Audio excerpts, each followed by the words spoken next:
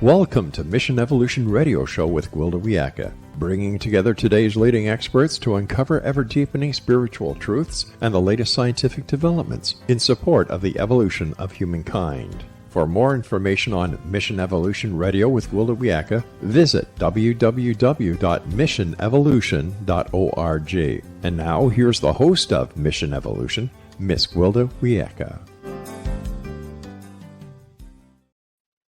Hello. Whether you're new to the show or an old friend, I'm so glad you can join us. This is Mission Evolution, the place to find the latest knowledge from today's leading experts. This hour, we'll explore UFOs as myths and myths as real. The concept of UFOs has captured the fancy of many for years. Stories abound of alien abductions and ET sightings.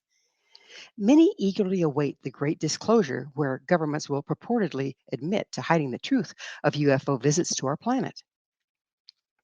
Yet to this day, there's no proof positive that ETs have been here or even exist.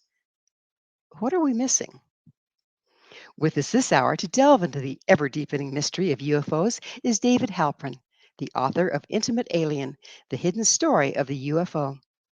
David was a teen ufologist who grew up to become a professor of religious studies at the University of North Carolina, Capitol Hill. He had a special interest in religious traditions of heavenly ascensions and otherworldly journeys. While David no longer believes in UFOs, they've never ceased to cast their spell over him. The goal of David's research is to understand what that spell has been for him and what it remains for millions of others. His position in a nutshell: UFOs are a myth, myths are real. His website, davidhalperin.net. David, thanks so much for joining us on Mission Evolution. Well, thank you so much for having me, Gwilda. It's taken us a while to get you on and trying to dance with our schedules. I'm so glad it's finally happened. Well, so am I. So, when did you first become interested, apparently fairly young, in UFOs? What was your interest there? I was 12 going on 13. A friend of mine and I were going to do an extra credit project for a science class in 8th grade. And we decided we were going to write on life on other planets, which back in the early 60s, life on Mars and Venus were still real possibilities. So we went to, we thought we'd have a chapter on flying saucers, and we went to the public library and we looked in that archaic artifact, the card catalog, to find out what. I don't know how many of your listeners know have ever seen a card catalog, but we looked in the card catalog and there were 3 books on flying saucers. There were there was Jung's Flying Saucers, a modern myth of things seen in the skies. There was one called Behind the Flying Saucers. And then there was Gray Barker's They Knew Too Much About Flying Saucers. And I took Barker's book out of the library, bicycled home, and started reading it. And before too long, I was so frightened. I wanted to hide under the bed and pray to the God whom I believed in to spare me from the things Barker was writing about.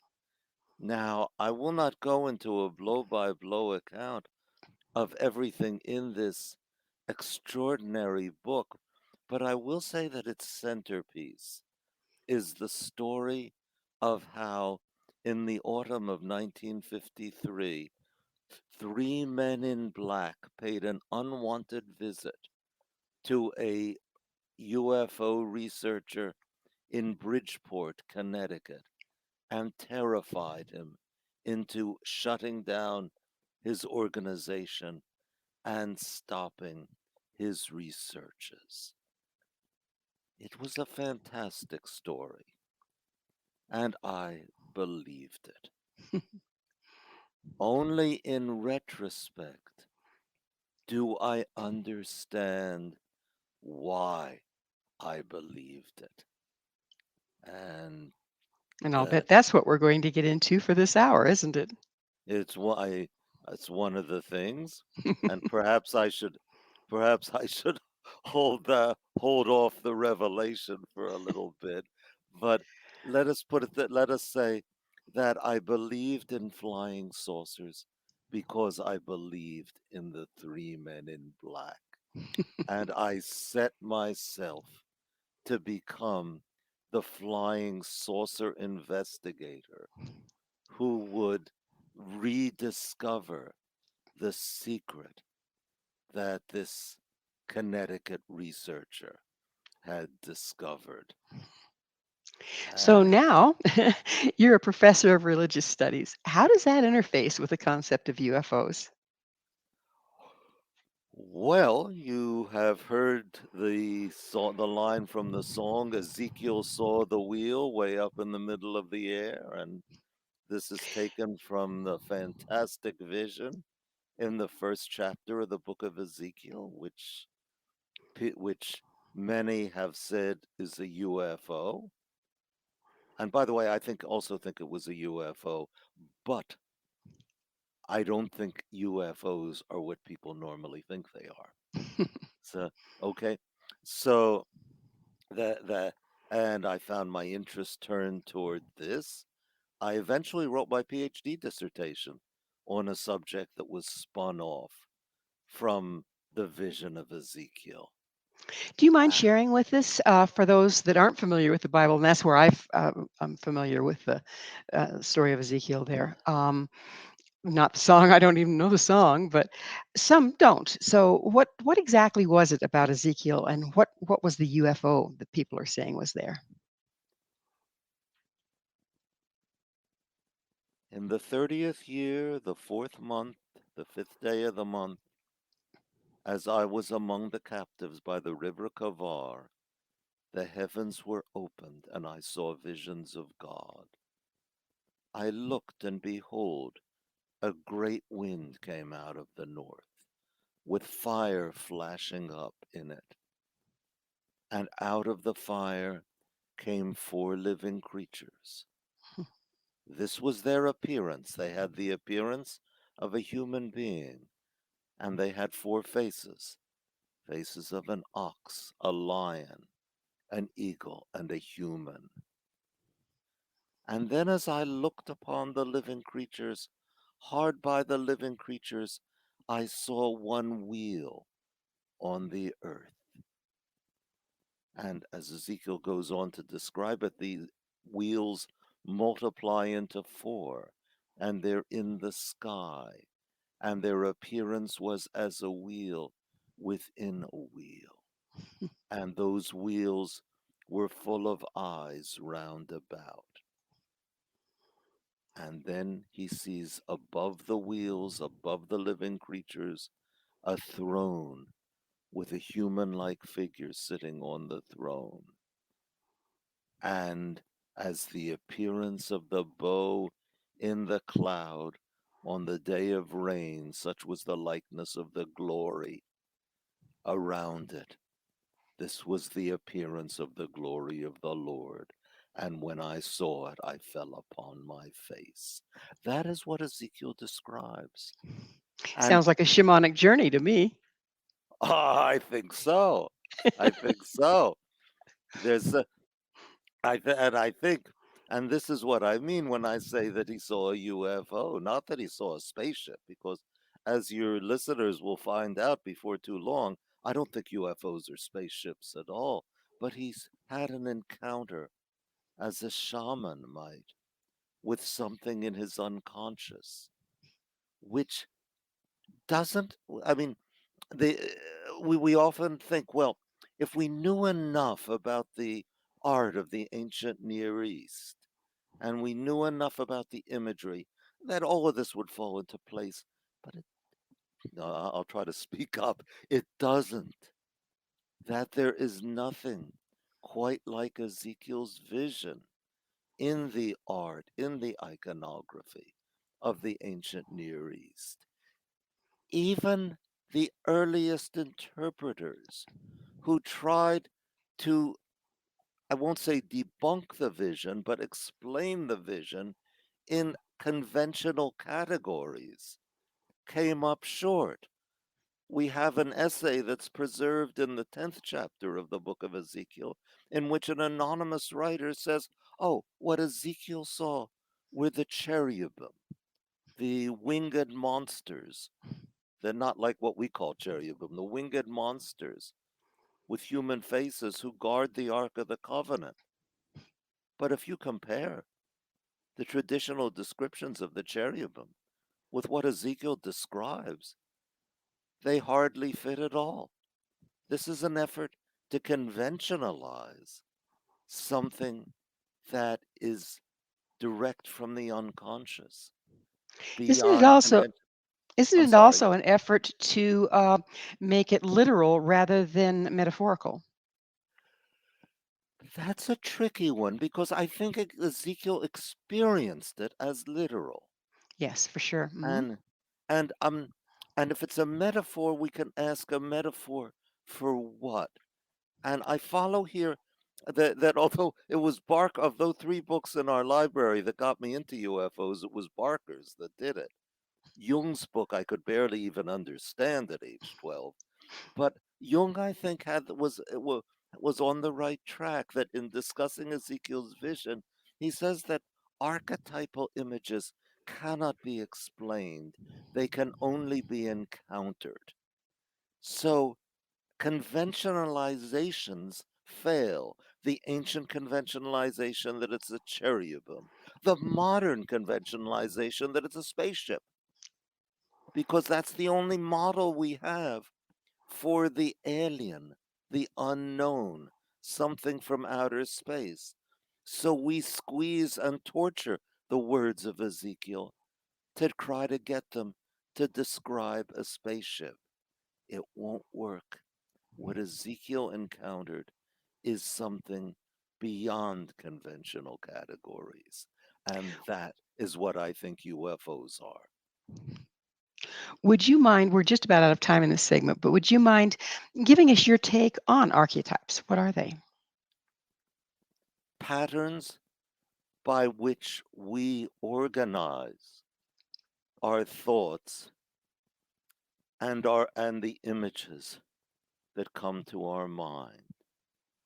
Jung argued that these are universal to our species, or at least beyond the individual unconscious. He never denied the individual Freudian unconscious, but said that beneath it there is a collective unconscious in which these patterns will emerge spontaneously. And when the Is this UF collective conscious? Go ahead. and when the Go ahead. flying saucers began to appear, Jung said, wow, this is a myth playing itself out in front of our eyes. And when Jung said myth, he did not mean it as disparagement. He meant it as a term of honor. Wow, it's a myth. Attention must be paid. Fascinating. Absolutely fascinating. And on the other side, we're just about to go into a break, but on the other side, I would like to get into more. Are they all myths or is there a mixed bag? Are we looking at both, something literal Yeah, and something yeah, the mythological? So, yeah. um, and the book by Jung, what was the title again? Flying saucers, a modern myth of things seen in the skies. Fantastic. Well, it is that magic moment. We're going to take a station break. David and I will return very shortly, so don't go away. This is Mission Evolution, www.missionevolution.org. Hello again. This is Mission Evolution, missionevolution.org. With us this hour discussing the hidden story of UFO is David Halperin. His website, davidhalperin.net. David, as promised, I would like to go into, there's Statistically, it's impossible, at least that's the latest, and has been on the books for a long time, that given all the, even just our galaxy, the likelihood of us being the only intelligent or the most advanced intelligent species is next to nothing. So while you're telling me that UFOs are myth, not literal, what is the likelihood of it being a mixed bag, that there are UFOs that are actually literal and the rest are myths? I would consider it very remote. I mean, yeah, I'm willing to acknowledge that it's likely that there's intelligent life somewhere out among the galaxies. But think of how long it would take these folks to get out here. Well, that's by our standards and by what we know of technology. It doesn't mean we are the most advanced in that either. There might be other ways of shortening that. We've talked, even Einstein was talking about shortening time and space through the use of X points and Conceivably, wormholes. conceivably. But this all seems to me so hypothetical that it's hardly worth discussing. The, I mean, the UFOs have been around now for more than 75 years. I'd say around as a cultural phenomenon. Okay, I mean, there were people have been seeing strange things in the sky as far back as people looked in the sky. Uh, that we would be having visitors from outer space for these 75 years, and this would have no impact on anything on this planet. That seems to me utterly fantastic. I mean, and to do, many of the UFO advocates have to construct a counter history in which, in fact, the UFOs have made contact with humans. In some versions of the story, they made a contract, a sinister contract with the US government, allowing them to abduct people in exchange for their technology and so forth.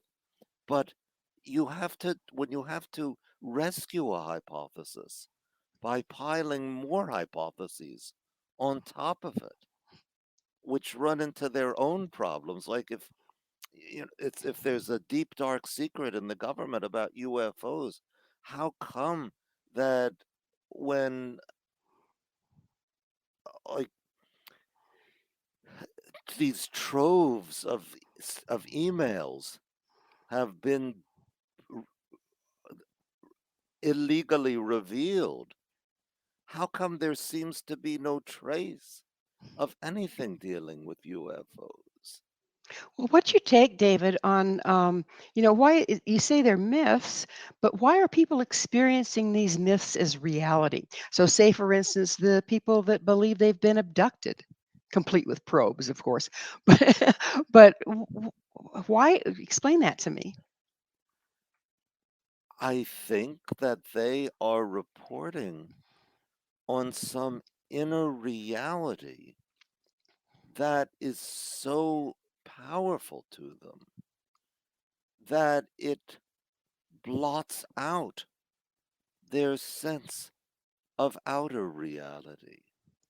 I So, mean, most, hallucination. I think there is. I think hallucinations are operating. Uh, I mean, and some of them are really very, I find very mysterious. I mean, the one that puzzles me the most, to tell you the truth, is the miracle of the sun at Fatima in October of 1917, where a crowd of 70,000 witnessed the sun fall to the earth. Now, you know as well as I do that the sun cannot possibly do that. So, how did these people see it? And it's possible to jump in, as some people do, and say, well, it was really a UFO that they saw. But then there would have been two suns, right? I mean, if there was the UFO, the sun that was masquerading as a UFO, and the real sun, then it would be impossible to ignore the existence of both of them. So I have to say that somehow or another, there had to be some sort of collective hallucination. And I don't know how that would have happened. Well, it That to certainly me brings is up the a most. question. It certainly brings up a question of our reality. I mean, we see people gathering in mobs, and suddenly there's this mob mentality, which in effect is a collective hallucination, distorting facts, right? I guess so. But I don't know that that quite goes the distance toward people seeing or believing they see something that's impossible and having the vision of it at the same time as each other. I mean, simultaneously. You would think there would need to be some kind of outside stimulus to collaborate for all the same people to have the same hallucination. Yeah. And I don't know what that would have been. And it still seems to me to remain a mystery how their psyches operated on that stimulus. I mean, when we ask, is UFOs just a myth or is there some reality behind it? There is a there are two ways we can take that. One is the way I think you intended it and the way I responded to it. Are there in fact some sort of alien visitors in the sky? And that I don't think there are. The other is, are there stimuli for UFO? I'm not even sure I want to call them sightings. I'd rather call them either experiences or visions. I like religious language in talking about it. That there are usually some sort of stimuli, like in the case, the very famous case from Papua New Guinea in June of 1959, in which an Anglican missionary and some 25 of his Papuan parishioners saw discs approaching them at close range and human figures walking on the surface of the discs. I mean, yes, there seems to have been a stimulus for this being bright stars and planets seen through clouds that thickened and then dispersed. But what these people did with it, what their minds did with it, that to me is what's extraordinary. And that to me is the UFO.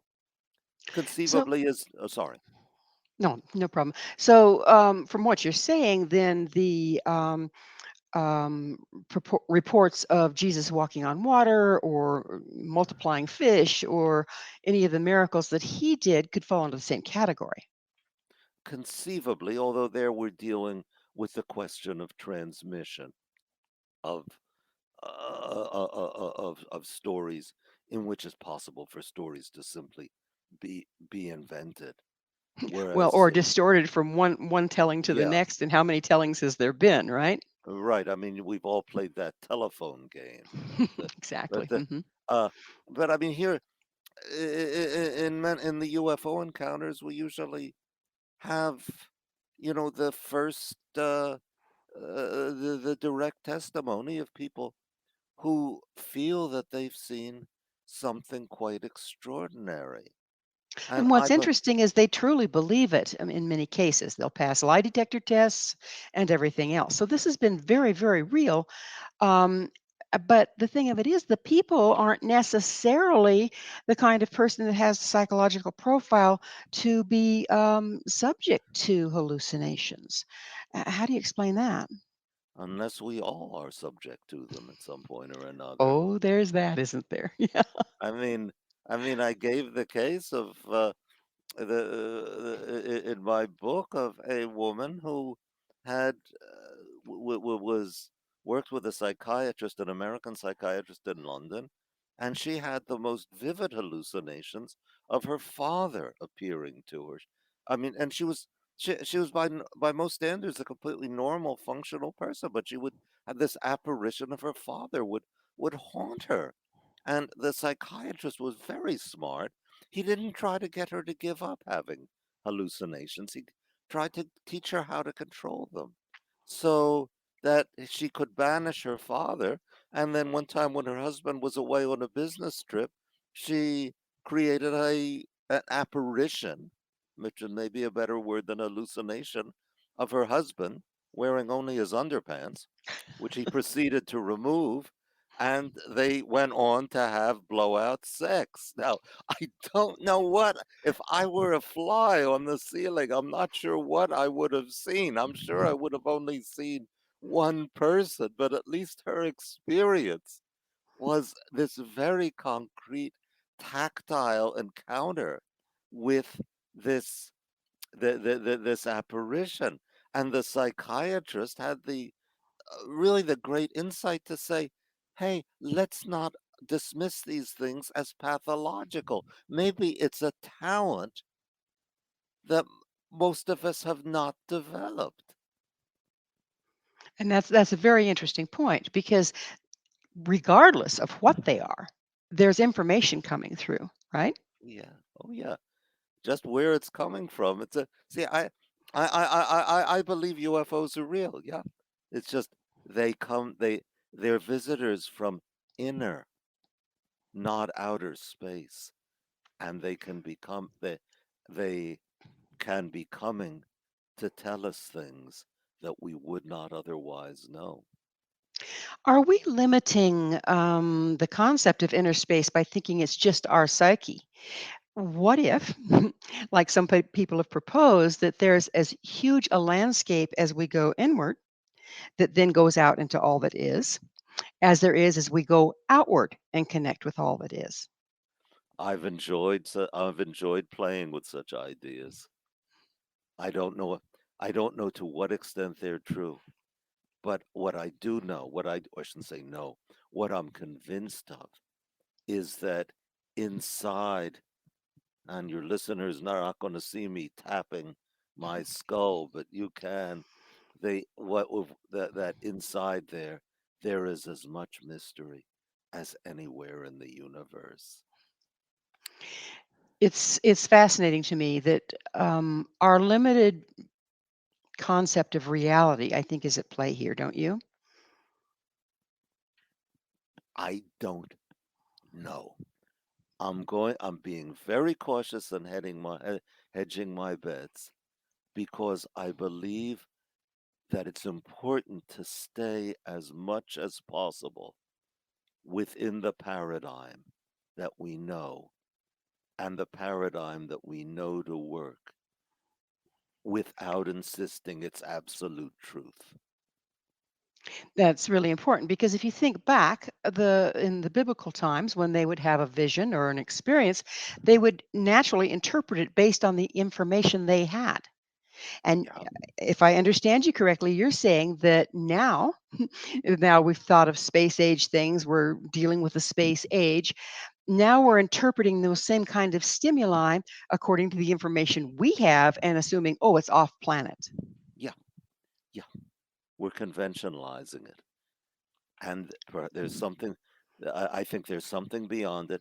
And to the extent that I can interpret it in accord with what our current scientific paradigm recognizes, I will, just the way people in the 15th, 16th centuries were perfectly justified in not wanting to abandon the Ptolemaic astronomical paradigm of the sun and the planets and the moon going around the earth. It worked. You could do all sorts of cool things with it, like predict eclipses. So you don't want to junk that.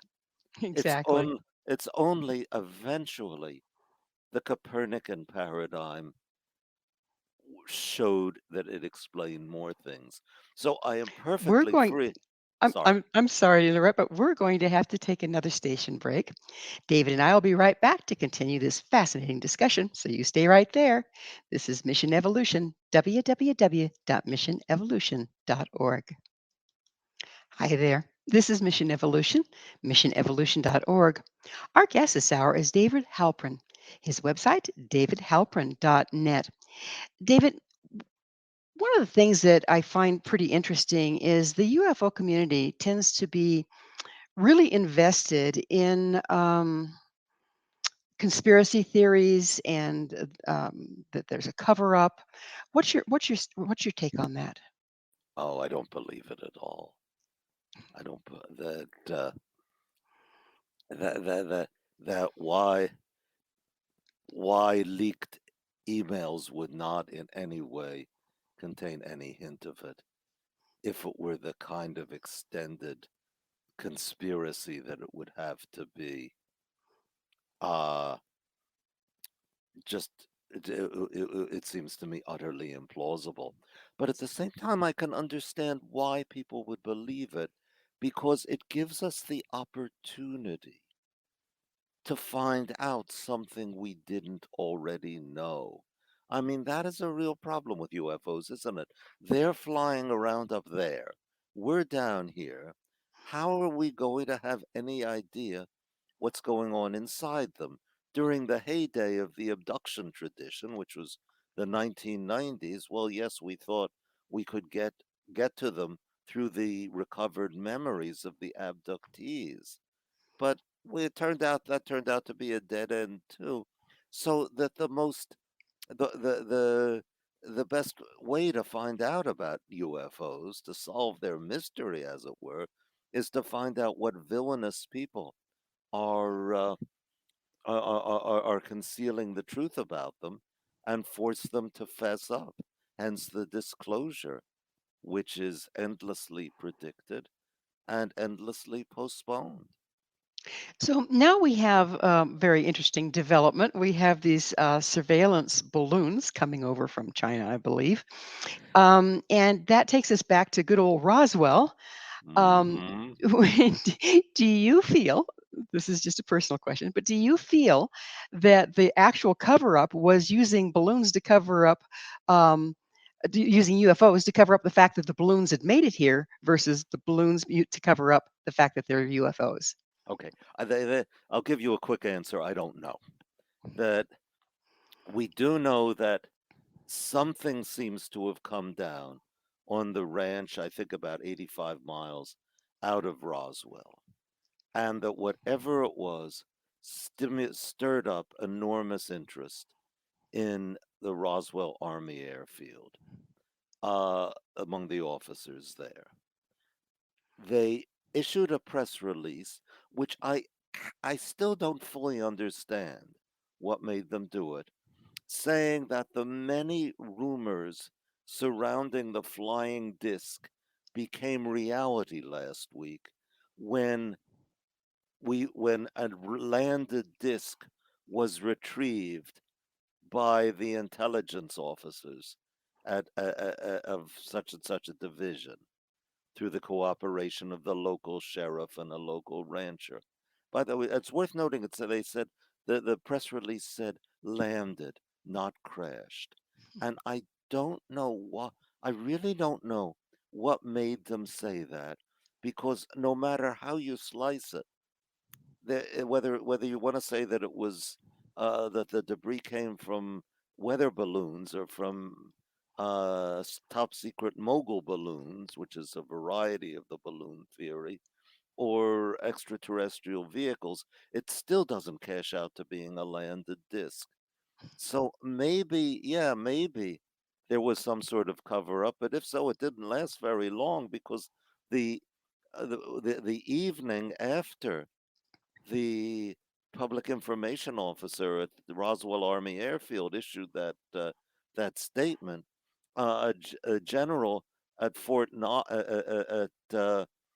Worth, Texas, invited reporters and photographers in to photograph himself and other beaming officers next to what's obviously the relics of a weather balloon. So now I had the thought that they knew perfectly well that they were dealing with a balloon and that it was of human manufacture, but they didn't know for sure that it was ours. And who knew but that there might be a nest of Soviet spies just across the Mexican border sending balloons into over our installations. So that's the most I can I can say about the original debris. Now, what interests me actually more than the mystery of the debris is what becomes of it. That at the earliest stage, which I'm describing, there isn't a whisper of the bodies of the pilots. Somehow that enters the tradition sometime before 1978. Most people, I think, don't realize that for nearly 30 years, Roswell was utterly obscure. I think it was Demi Moore. She's the actress who, I think it was her, the most famous native daughter of Roswell, has said that while she was growing up, she never even heard about the UFO. Uh, and then in 1978, the tradition began, and I'm using li- religion religion scholars' words for it. The tradition began to emerge that not only had a disk crashed, not landed, but crashed, but that strange bodies, or in some versions, not altogether dead, were found in it. And there is where Roswell, to me, becomes exciting. As I put it in the book, it ceases to be a banal mystery of fallen debris and becomes a profound and gripping myth of mortal divinity. What is the purpose of these myths and who propagates them?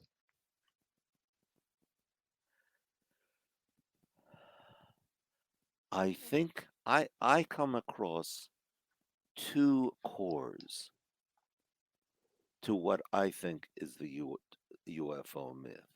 One I would is in straight Jungian terms, that for Jung the circle is the mandala is the archetype of wholeness, the reconciliation of opposites.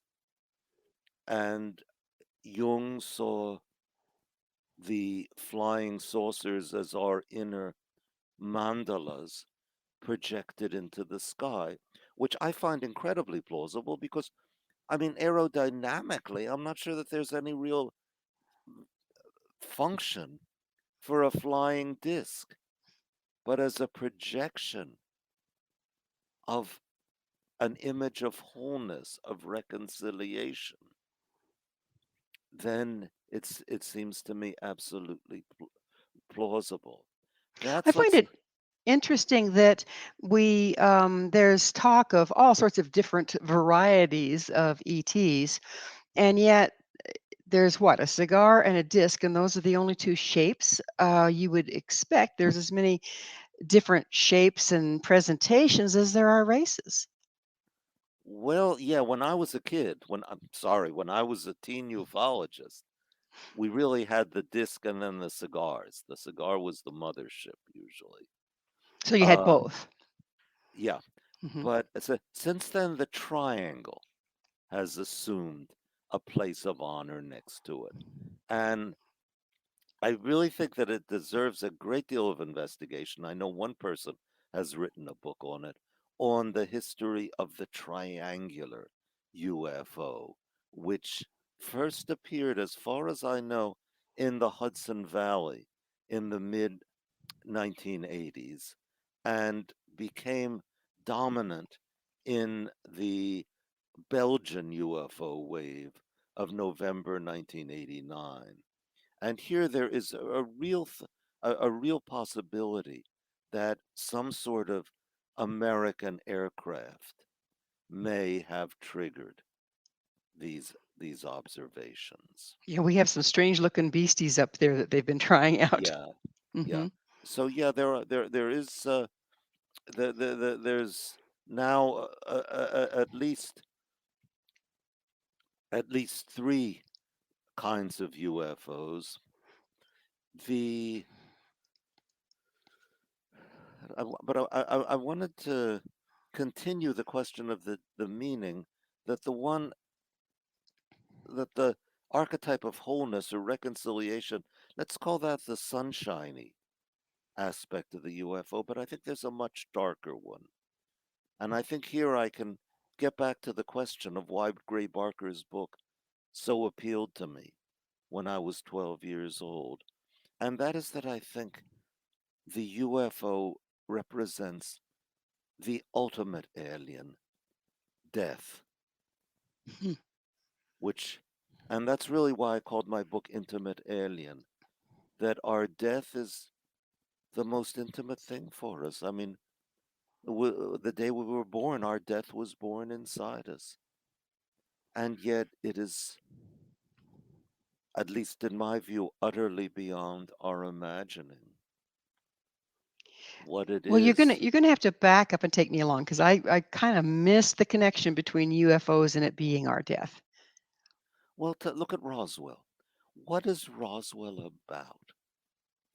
Essentially, it's a myth of beings fallen from the sky and being killed. And I think it's that quality of the death, of quality of death, that accounts for why Roswell is the most, the best known of all the stories in the UFO repertoire.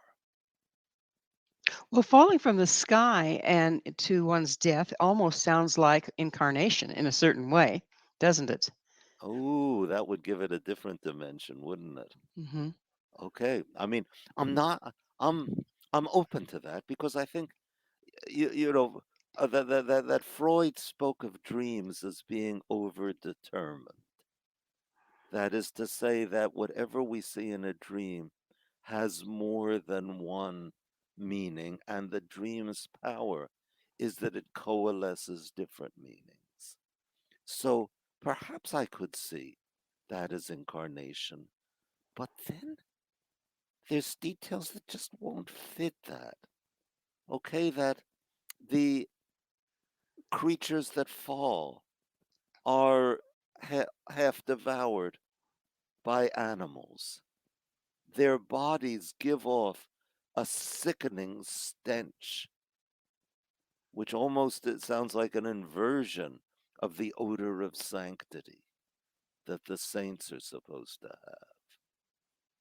Well, we think of the fallen angels as well. That's this a similar thing, coming from a higher frequency to a lower one, and having to come from a higher frequency to incarnate into this lower frequency reality, if you will. Does all of that play in there somehow? I don't know. I mean, what I look toward as prototypes of Roswell is the Greek myth of Icarus, who flies too close to the sun Mhm. and his wings melt and he falls, and to Isaiah's Lucifer, how art thou fallen from heaven, O Lucifer, son of the morning? Thou saidst in thy heart, I will climb up to heaven. I will ascend above the heights of the clouds. I will be like the Most High. Yet thou shalt be brought down to hell, to the deepest parts of the pit.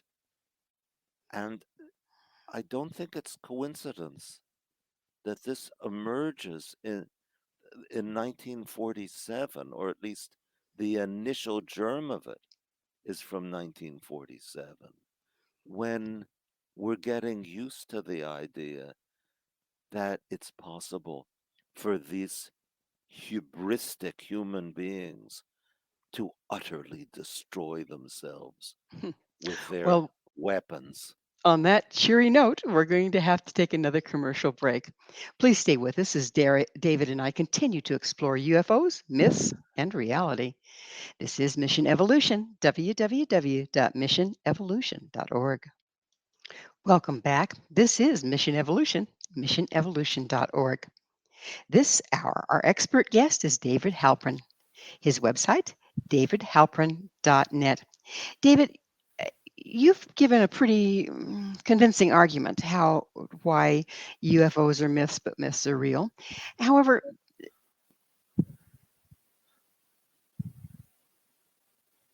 Gwilda, are you there? Still, there we go. Can you see me now? Okay, I see you Okay, now. good. Did you hear my question? No, I didn't. All right, we'll start over with it. I said, you've given a pretty good argument as to, indicating that UFOs are actually myths. But why are so many people still highly invested in them being a physical reality? What purpose does that serve? Because I don't know that you can nourish yourself off a myth while you label it a myth. That you have to, at some level, believe there is truth in it. Is the concept of UFOs being real? Could it also be a distraction from something that is real that we really don't want to deal with? Ooh, well, let's take the latest surge of interest in UFOs, which I think has somewhat faded from that in 2020 UFOs were all over the place. Well, this was a time when we really were coping with an alien invasion. Good Yes. old COVID. Good old COVID. Good Hmm. old COVID, which I hope is now more or less eased. But at the time, it was just an unspeakably frightening incursion from somewhere out there. And I think UFOs provided a way, perhaps to distract people from COVID, but also a model for conceiving what was going on with COVID. Because I think that UFOs are conveyors of truth in symbolic language. Now, good. I'm sorry.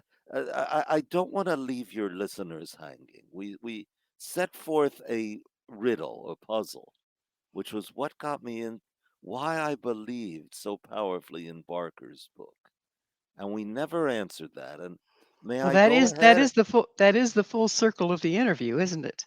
Yeah, Is what got you interested and what's your answer ultimately to the riddle? yeah, and that is, I believed, as I said, in flying saucers because I believed in the men in black. But why did I believe in the men in black? The answer is that I knew them from personal experience. That in my house there was a terrifying secret, just as Barker described in his book. The secret was that my mother, who we sort of called her a semi-invalid with a heart condition, but I think my father knew consciously and I knew unconsciously that she was slowly dying. But that could not be spoken of. So I knew, and this may be another answer to your question of why we so much want to believe in the cover up.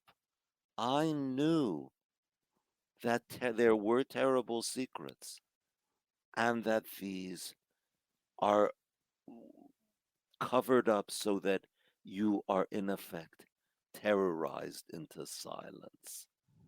And I couldn't see that in reality. But Barker gave me a mirror in which I could see and cope with that. This is one of what I mean when I say that myths are real, myths are true, contrary to what most people use the word. That this seemed to be beautifully described in the Greek myth of Perseus and Medusa. That Perseus will be turned to stone if he looks the Gorgon face straight in the eye. But if he can hold up a polished shield and see Medusa in the mirror, then he can struggle with it and win. Very And beautifully put, because so much of our lives we're confronted with things that are too horrific or too forbidden to deal with directly, and yet the trauma of it remains unprocessed. It sounds to me like these myths are a way to bring them conscious enough to start the processing without having to break the taboo. That is a very nice way of putting it. So there has been evidence that a lot of the people that had abduction, particularly ones as children, weren't actually abducted by aliens, but rather by an abusive parent in the middle of the night, taken out Very, of their bed and abused. And the only way they could interpret it or work with it was to see it as an alien, which in a way it was. It was alien to what one would expect or need from a parent. How common do you think that is? I don't know. I don't know. But I think certainly sexual, the heavy and unpleasant sexuality of the abduction stories seems to point to something real and dreadful that the child experienced. And it might not even come out until they're adults, and then they think they're having this experience as adults, but what they're actually doing is Yeah, creating a myth to process the experience they had as children. yeah, yeah. I mean, Bud Hopkins, the late Bud Hopkins, who was one of the great advocates of the abductions, he hypnotized these people and brought out their memories. Well, he one of the subjects he hypnotized was a woman who, as a girl, had gone on a fishing trip just with her father, and she came back not speaking to her father, and I think her underpants bloodied. Mm. Uh, Actually, I mean, having said that, I'm sorry I said it, but the that it is pretty gruesome. Hop and for She wouldn't speak to her father, and for years she believed that her father had raped her. Hopkins managed to convince her that no, it wasn't her father. It was the UFO aliens who had raped her and whom she should be angry at. Her father was paralyzed or something and stood watching helplessly. Now, I must tell you, to me, there is very little question what what really physically happened. Whatever prompted him to propose that myth? Because he had his own theory that that the UFOs beings were hostile, that they were. I think his idea was that they were trying to create a hybrid race of half human, half alien that would take over the world, and to feed into this image, this thought, this idea of the malevolent UFO.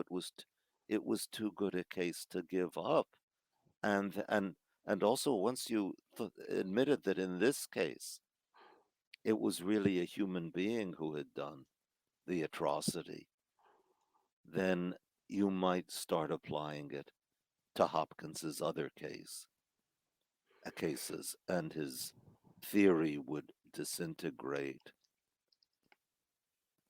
So it really brings to the fore how easily we can be influenced into experiencing a mythological explanation for physical happenings and how that can be used to exploit us and the masses, doesn't it?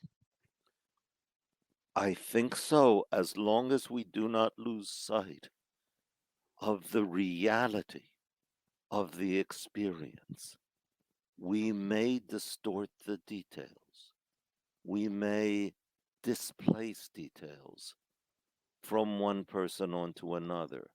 We may shift the time and the date of the events. I think this is what happened at Roswell, that experiences that people genuinely had in the 1950s were displaced onto 1947. But I think we must, it's not that the memory is implanted, as so many people say. The memory is real. The experience is real.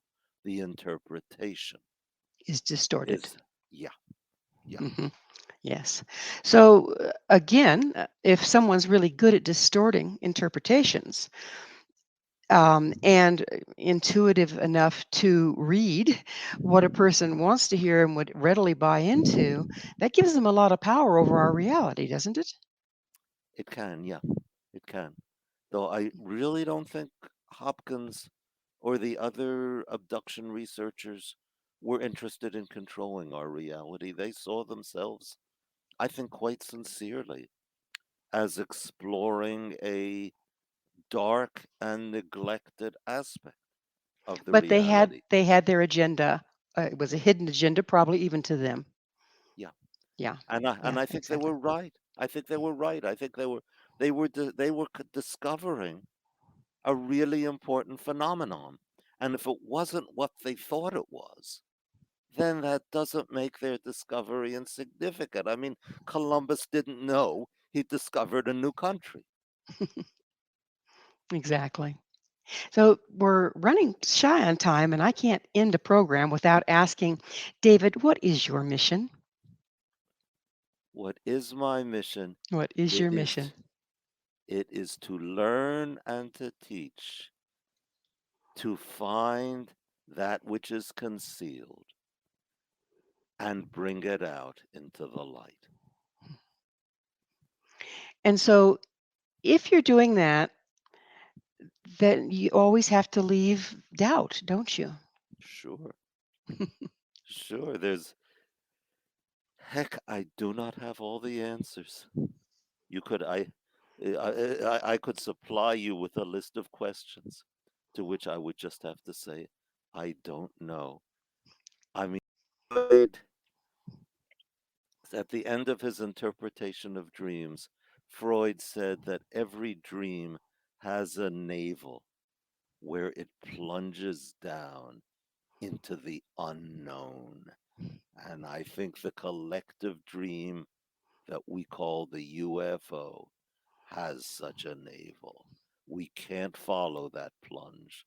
We can only watch it and marvel. And isn't that the power and the usefulness of it? Amen. So you've said the essential question to be asked about UFOs is not what are they or where do they come from, but what do they mean? Do you have an answer to that?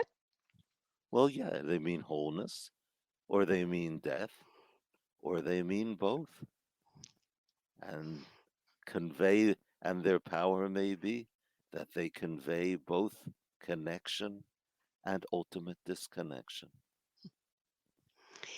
As a former ufologist, do you believe that there is a possibility or even a likelihood that we will actually see physical in this reality UFOs? No, no. You will see them by closing your eyes and looking inside. Well, we are out of time. David, thank you so, so much for coming on the show. It's been a real pleasure having you. It's been a delight to be here, Gwilda. Thank you so much for having me. I'm so glad we made it happen. Been worth the time. Our guest this hour has been David Halperin. David is a professor of religious studies and the author of Intimate Alien, The Hidden Story of the UFO. His website, davidhalperin.net. This has been Mission Evolution with Gwilda Wiyaka. For more information or to enjoy past archived episodes, visit www.missionevolution.org. Please be sure to join us right here next time as this mission continues, bringing information, resources, and support to our evolving world.